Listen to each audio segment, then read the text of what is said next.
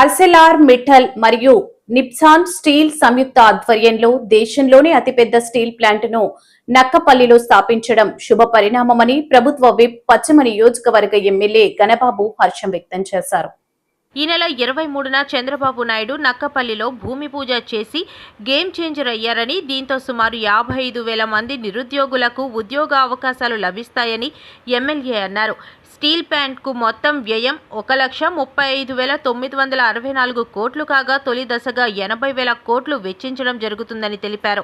గత ప్రభుత్వంలో ఉద్యోగాలు కంపెనీలు రాకుండా చేశారని, ఈ ప్రభుత్వంలో పెట్టుబడుల వరదతో పాటు ఉద్యోగ అవకాశాలు ఎక్కువగా లభిస్తున్నాయని గణబాబు తెలిపారు.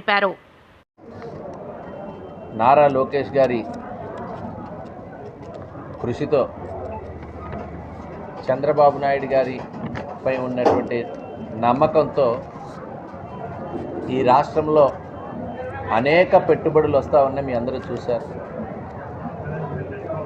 అందులో ఉత్తరాంధ్రలో ప్రధానంగా విశాఖపట్నానికి ఇప్పటికే ఐటీ సెక్టార్లో అనేక కంపెనీస్ వాళ్ళ కార్యకలాపాలు కూడా స్టార్ట్ చేయడం తెలుసు. గూగుల్ లాంటి ఒక పెద్ద సంస్థని, ప్రపంచంలోనే ప్రత్యేక గుర్తింపు కలిగినటువంటి సంస్థ గూగుల్, అలాంటి సెంటర్ని కూడా విశాఖపట్నానికి రప్పించడంలో కృతకృత్యులు అవటమే కాకుండా గత పాలకులు చేసినటువంటి అస్తవ్యస్త పాలన, కొత్త పరిశ్రమలు రావటానికి చేసిన కృషి జీరో, ఉన్న పరిశ్రమలన్నీ కూడా పారిపోయే పరిస్థితి తీసుకొచ్చినటువంటి సంగతి నుంచి మనము ఈరోజు రాష్ట్రానికి పెట్టుబడుల వరదగా ఈరోజు అటు దావోస్ వెళ్ళినా, లేకపోతే విశాఖలో భాగస్వామ్య ఒప్పందాలు చేసినా, అనేక ఎంఓయూలు చేసుకున్నటువంటి ఫలితం మనం ఈరోజు చూస్తున్నాం. ఇందులో ప్రధానంగా ఉత్తరాంధ్ర ముఖ చిత్రాన్ని మార్చేటువంటి, అంటే గతంలోనే ఒక్క స్టీల్ ప్లాంట్ ఏర్పాటుతో విశాఖపట్నం ఉత్తరాంధ్ర ఒక పెద్ద పరిశ్రమ రావటం ద్వారా పెద్ద ఎత్తున ఉపాధి, డైరెక్ట్గా కానీ ఇండైరెక్ట్గా కానీ ఉపాధితో పాటు ప్రభుత్వాలకి, కేంద్ర రాష్ట్ర ప్రభుత్వాలకి ఆదాయ వనరుగా ఉండేటువంటి అలాంటి సంస్థని ఆర్సీఎల్ఆర్, నిప్పాన్ కలిపి ఆ స్టీల్ కంపెనీలు ఈరోజు విశాఖపట్నం జిల్లా పూర్వపు జిల్లాలో నక్కపల్లిలో 1వ తారీఖున భూమి పూజ చేసే సందర్భంలో చంద్రబాబు నాయుడు గారి, ముఖ్యమంత్రి గారి చేతుల మీదుగా ఒక గేమ్ చేంజర్ అనే చెప్పాలి.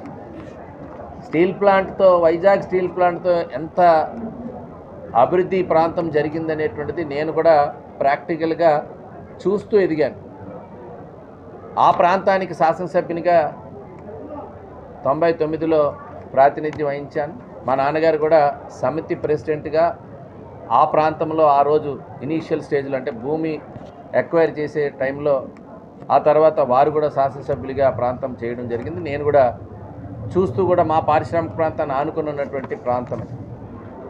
సో ఇతడిగా ఎక్కువ మంది, అంటే డైరెక్ట్గా ఇండైరెక్ట్గా దానిపైన ఆధారపడేటువంటి కుటుంబాలు అనేకం ఉంటాయి. ఆ రకంగా ఈరోజు దానికంటే భారతదేశంలోనే అతిపెద్ద స్టీల్ ప్లాంట్గా 17.8 మెట్రిక్ టన్నుల కెపాసిటీతో, ప్రొడక్షన్ కెపాసిటీతో నిర్మాణం కాబోతా ఉంది. 1,35,000 కోట్ల భారీ పెట్టుబడి రాబోతోంది. అందులో ఫస్ట్ ఫేజు 80,000 కోట్ల పెట్టుబడి, 2,200 ఎకరాలు దీనికోసం భూమి ప్రత్యేకంగా కేటాయించడం జరిగింది. 2029కి పూర్తి చేసి, అంటే ఫస్ట్ ఫేజ్ పూర్తి చేసే లక్ష్యంతో అనుమతులు ఇవ్వటం, ఈరోజు ఆ పనులు ప్రారంభం జరిగే క్రమంలో ప్రజలందరితో ఈ అంశాన్ని షేర్ చేసుకోవాలనేటువంటి ఉద్దేశంతో ఈరోజు సమావేశం పెట్టడం జరిగింది. ఇదే కాకుండా ఈరోజు పారిశ్రామిక ప్రాంతం ముఖ్యంగా ప్రగతికి ఉపయోగపడే అంశాలు మన అందరికీ తెలుసు. ఒక లాజిస్టిక్స్ హబ్గా ఉంది విశాఖపట్నం, పోర్ట్ సిటీగా. లాంగెస్ట్ కోస్ట్ ఉంది, అంటే సముద్ర తీరం ఉంది. ఆ సముద్ర తీరాన్ని మనం పెట్టుబడులని ఆకట్టుకునే క్రమంలో ఏ రకమైనటువంటి పరిశ్రమలకి స్కోప్ ఉంటుందో వాటన్నిటిపైన దృష్టి పెట్టడం జరిగింది.